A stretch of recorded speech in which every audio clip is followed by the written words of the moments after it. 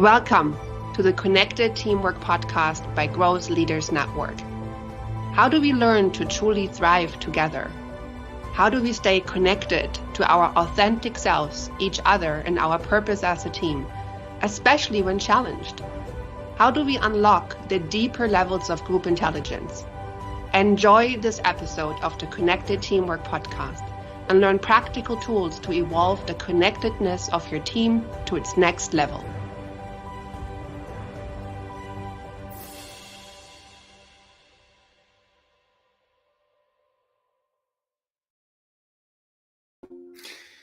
Hi there. Welcome to the latest episode of Connected Teamwork. And today we're joined by Christine Hopkins, who is the CEO and president of ASCI. They specialize in outsourced warehousing and inventory management. Prior to ASCI, Christine spent more than a decade in human resources, also in safety and risk management. Her whole career has really been a body of work focused on helping people become the best professional versions of themselves. Christine, thanks for joining me today.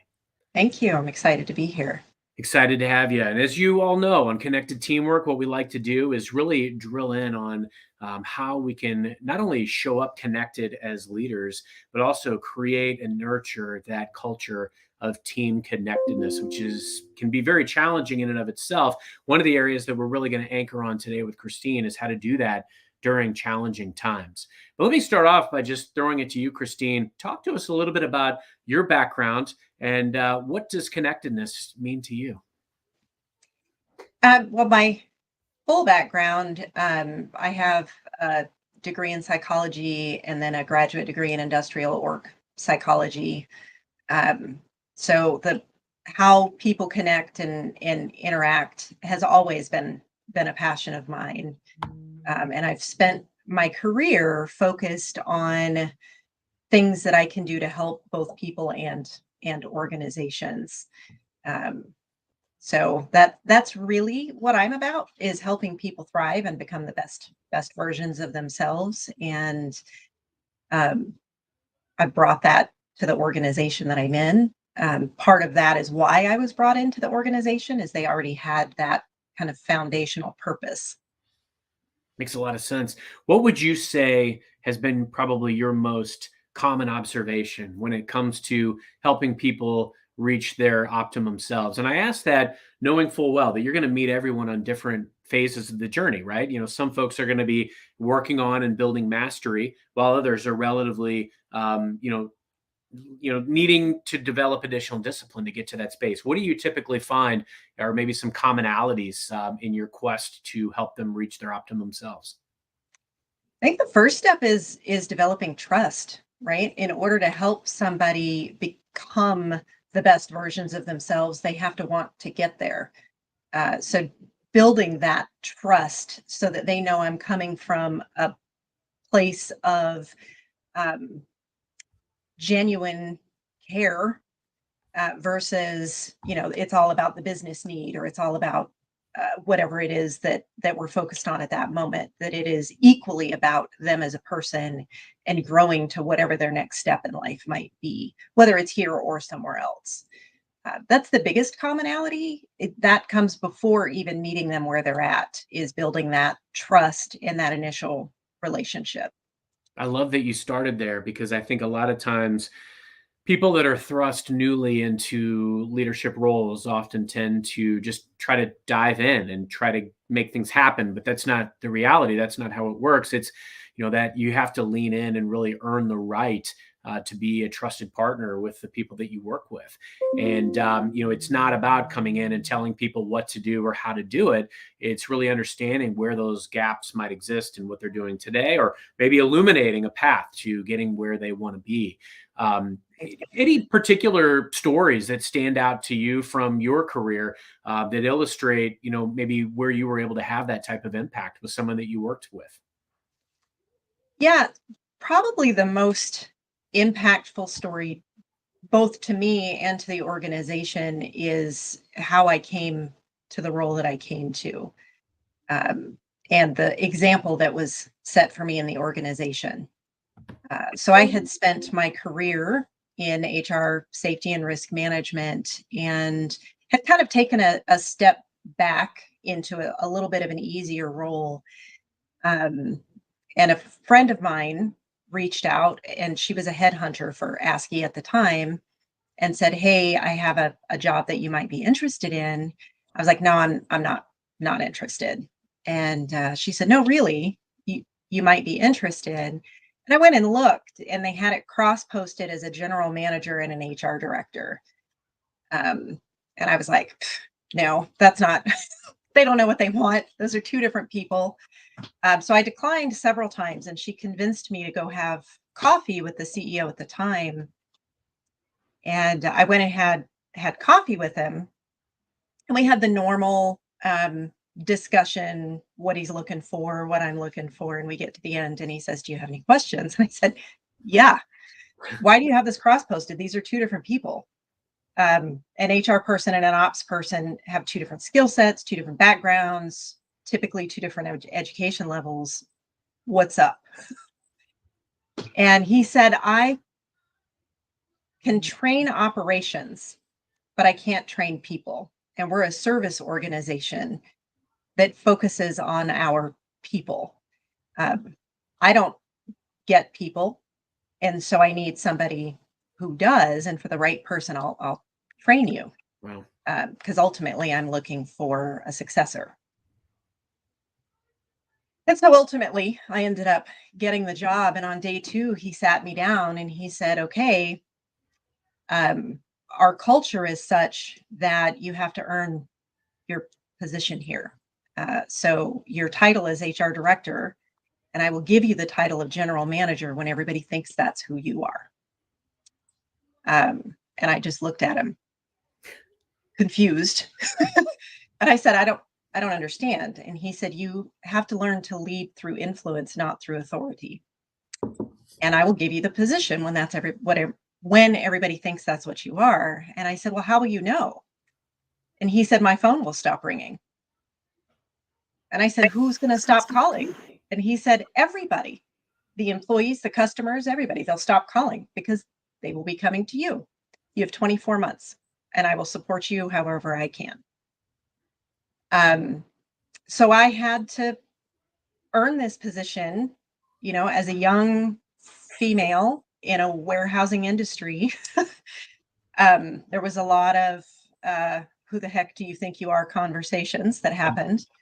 Um, but I spent time in sub-zero weather sitting on warehouse floors counting zip ties. I job shadowed everybody in the company so that I could have conversations with them about what they do and learn the business.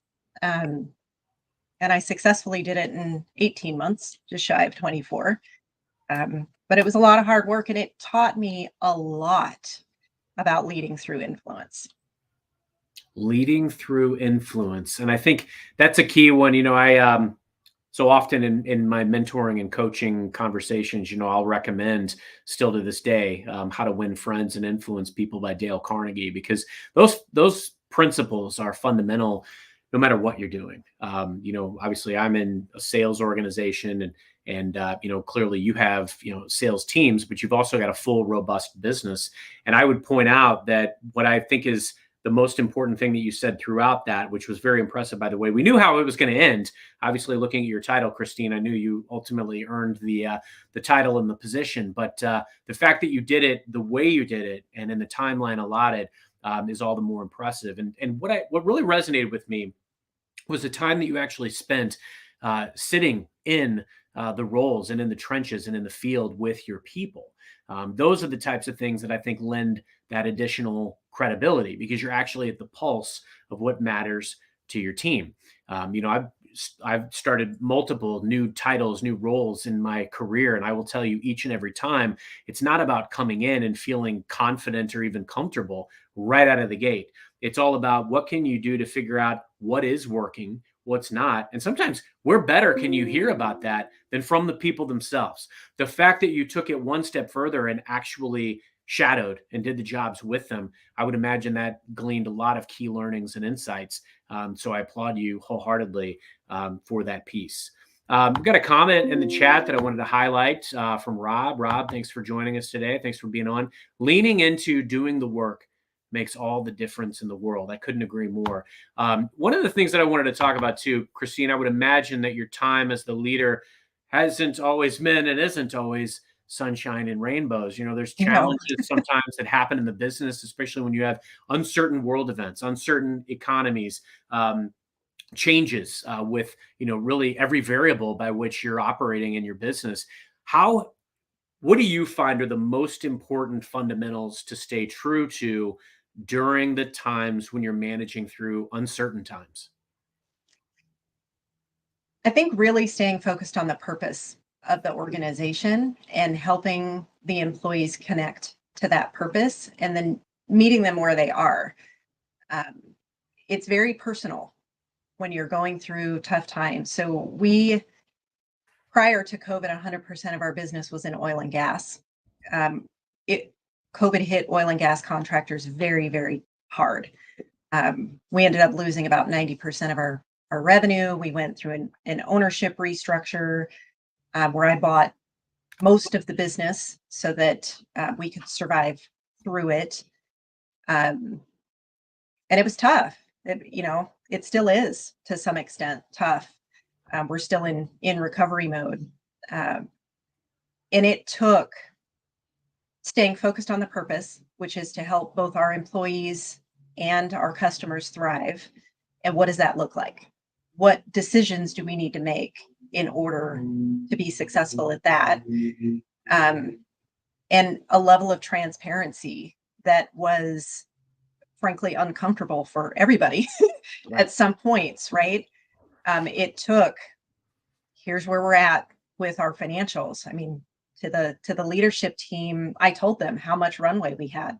Here's the date that we run out of money.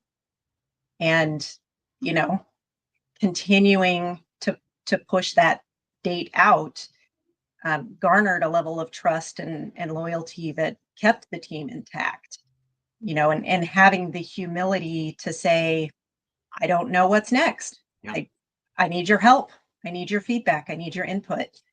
I don't necessarily know if the decision that I'm making is the right decision. So if you disagree with me, let's have that conversation. And that was obviously uncomfortable for me, but it was also uncomfortable for my introverts. Sure. Calling attention to that. So there was a lot of intentional effort put into relationship building with the team to create an environment that was safe to have those conversations. Exceptionally powerful. And I want to go to one more question here before we go to break, a quick break. But first off, I applaud the vulnerability and the willingness to show up without all the answers, because I think the key element for a great leader, you don't have to always know exactly what the right answer is. But I will tell you that in my experience, where I found myself to take the necessary time to make decisions, where I listened to the voice of all the people that were going to be impacted, and at least gathered all their information. We may not collectively decide to do what this person said or what this person said, but as long as all voices are heard, people feel like their voice matters, and you're ultimately able to make a decision that's in the best interest for all. When people feel heard and they feel like they're part of it, even if you don't do exactly what they claimed that they wanted you to do, they'll buy in. They're bought in. And I love the higher purpose comment, because that's where it all begins and ends, is going back to, why are we here? Now, there will be times where we've got to dig in our heels, and we might, the purpose, the mission statement might have pivoted. I work for an organization where in the 80s, our mission statement was very different than it is today, because, we're in a different world. And so constantly as leaders, we have to recalibrate, reprioritize, take a look at the playing field, the parameters, the players, they're all changing. But the things that don't change are those pillars and those fundamentals, and the need to lead through influence and ultimately earn the trust of the people that are part of the mix. One of the other things that I wanted to ask you before we take a quick break, Christine, is what are some unique things perhaps that you've done to create or nurture connectedness? I think as leaders, a lot of times we'll try different approaches. Some work, some don't, some might need a little tweaks. But I would love to hear, from you, just maybe some things that maybe you were pleasantly surprised they worked, or things that you tried that had some unexpected outcomes. Yeah, one of the interesting things I've done is during major milestones, both good and bad, I've done handwritten notes to all of our employees, and that has been far more valued than I thought it would be. I also implemented a monthly CEO update. We have multiple contracts, and keeping the teams connected across the contracts on what each contract is doing, along with my insights and some admin, HR, accounting, IT updates. And I never really heard feedback one way or another, and I was contemplating stopping that because it takes a lot of effort. And I just kind of polled the leadership team, and they said, absolutely do not stop that. The employees love that. So that's one thing I was surprised also worked. One of the things I did to help connect the leadership team, and there were a lot of eye rolls when I did it initially, was our executive meeting. I introduced what I called the random social question. And it would be random. I had a deck of cards that I would draw from that had questions on them. And it's things like, if you could be a superhero, what would you be? If you had to be a smell, what smell would you be? What is your favorite holiday memory? Random things to put some humanity into the team, right? So we started seeing each other as people with lives, as opposed to a means to an end on the team. And eventually they got to the point that they enjoyed those questions. And then we converted it just to a professional and a personal highlight from the prior week, to keep the connectedness. But we cut the social question out to save time after the team had gelled. Very good. No, those are powerful responses. We're going to take a short break, then we'll come back, have a couple of thoughts on that, and then we'll go into some questions more along the practical application, how we can be putting into practice the things that Christine has made tried and true, how we can put those into our daily lives. You are listening to the Connected Teamwork podcast by Growth Leaders Network. Do you want to learn more about building the next level of connectedness in your team? Please contact Growth Leaders Network on LinkedIn. And now, back to the show.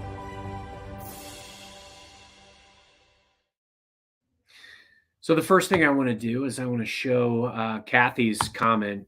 Phenomenal. Thank you, Kathy, for being on first off. But what amazing accomplishments, a true example of HR being the core of the business and how putting people first works. What I love about Kathy's approach is that it's one of those, like, if you're into politics, she's got that reaching across the aisle mentality. There's no job that is above or beneath her. She will go out, sit in the trenches, and really put the human element into human resources while also understanding what everyone in the business does. And I think that is the most admirable quality of all leaders.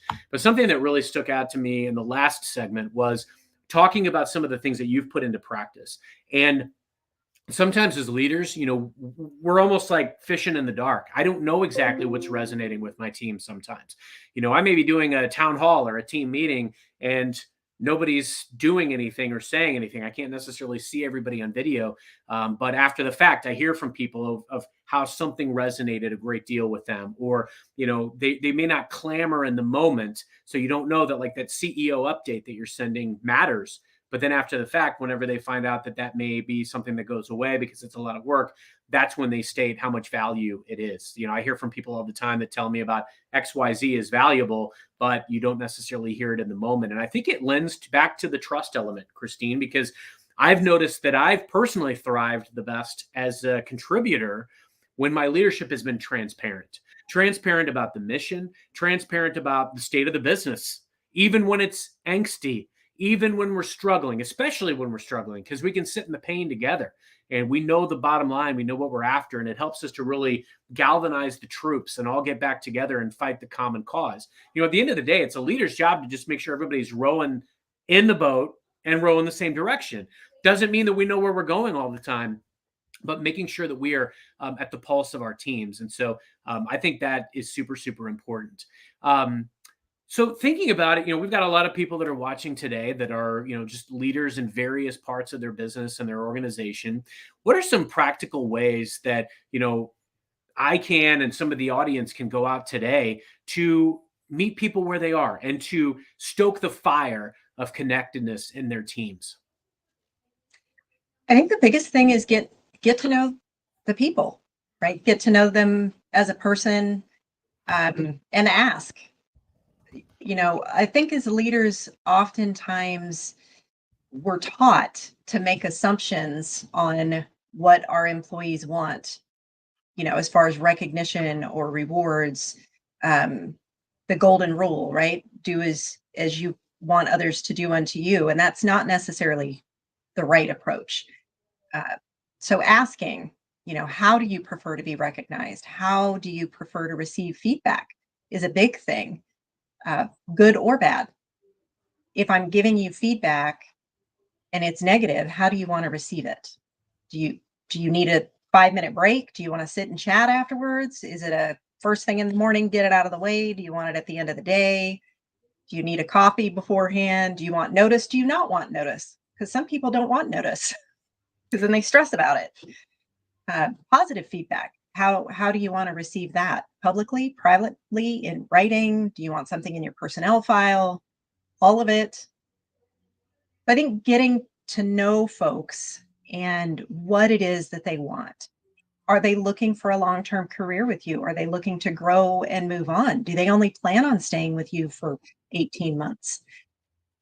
Get an understanding of what they're looking to get out of their time with you so that you can do your best to give them what they need to take that next step.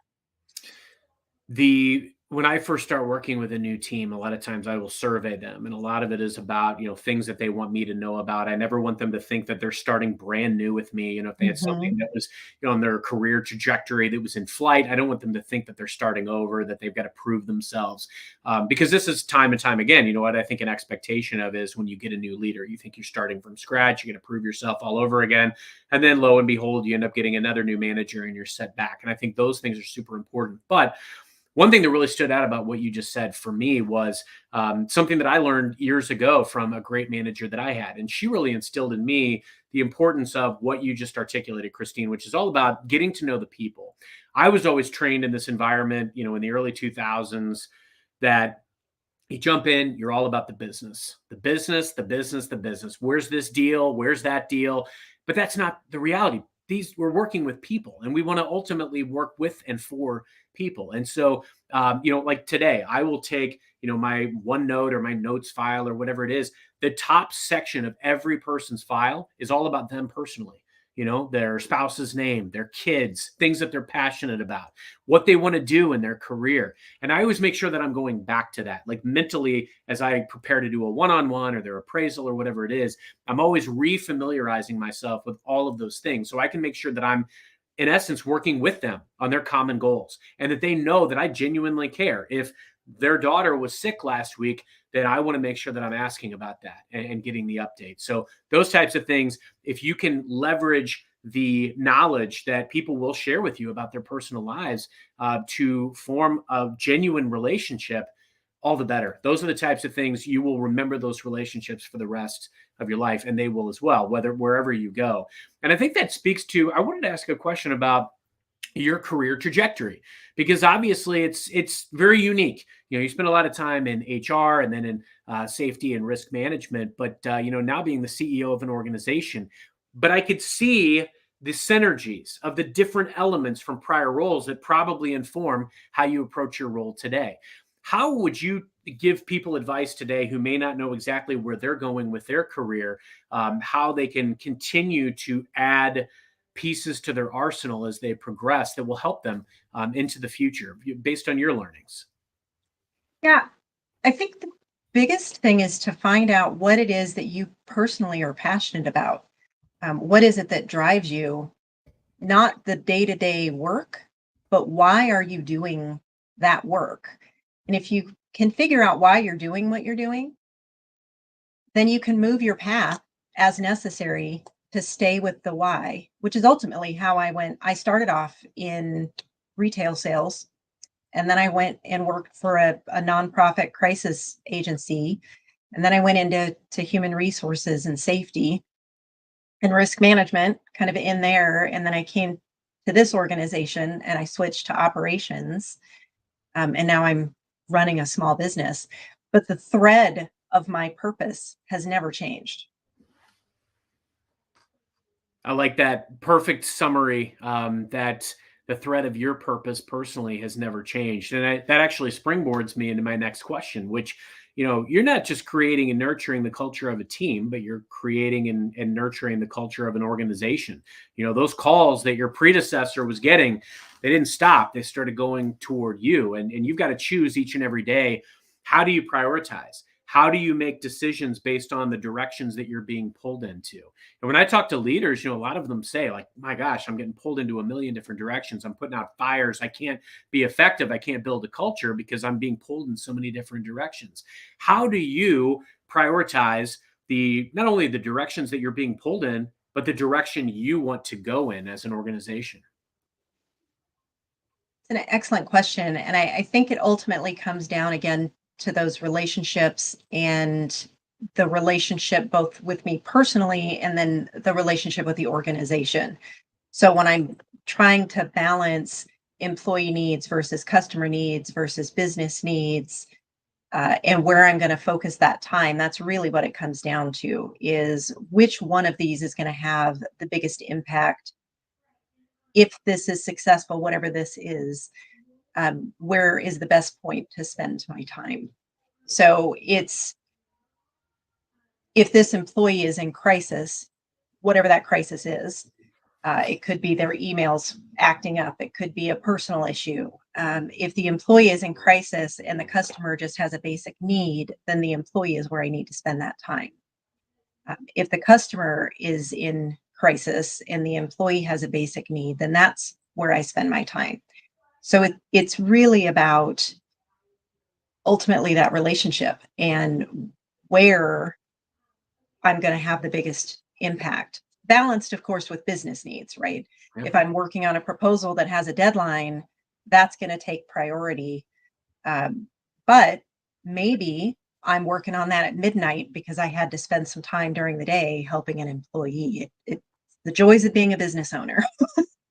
Absolutely. No, it is amazing because you put so much of yourself into the business, and the more you invest in these relationships, the more reward you'll reap. Have there been any other inflection points or experiences, Christine, throughout your career that have helped inform and shape your perspective today on connected teamwork? Yeah, there was actually one point, for the negative side, right? There was one point in my career, luckily it was fairly early on, where I had a team of people, and I'm type A, and my brain works a little bit differently than most. And so I didn't realize this at the time, but I can accomplish more just because of the way my thought process works. Um, and so at one point, my team had an intervention and they sat me down. Um, and luckily, I had built a team that had enough trust to do this. There were Yeah. 6 of them. They sat me down and they said, "Okay, we cannot complete the work as fast as you can give it to us. You can do things faster than we can, so we need to reset this bar."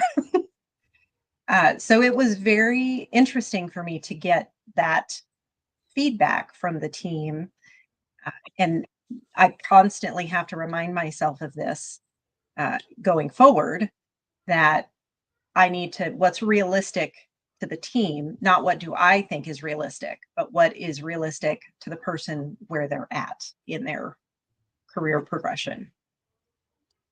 The ability to create an environment whereby you can get candid feedback and guidance from your team is another level. And I would encourage everyone to have those types of conversations with their team. And it's one thing to say it, but it's yet another to embody and live it and show that their feedback and their guidance goes a long way with you and helps inform your decisions. Mhm. Christine, I know we're coming up on time. Thank you so much for being here. Anything else that you wanted to share today with our audience before we sign off today? I think it's all about the people. I mean, connected, you can't be connected without somebody at the other end of that connection. So, regardless of what you're trying to do in life, creating those relationships and that connection will help propel you forward, whether it's sales, whether it's HR, whether it's accounting, whether it's IT, even if you're not a people person, the relationships matter. That is the beauty. That is the tapestry and the symmetry that connects us all. And I think you beautifully articulated that here today. So, Christine, thank you again for being with us. Really appreciate you sharing your journey, your experiences.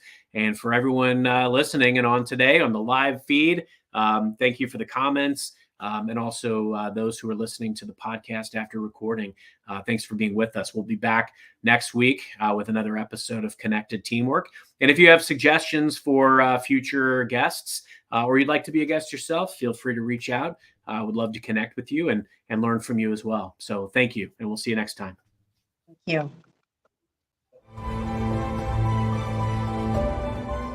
Thank you for listening to the Connected Teamwork podcast by Growth Leaders Network. Take a moment to reflect on what you learned today that can help build your team.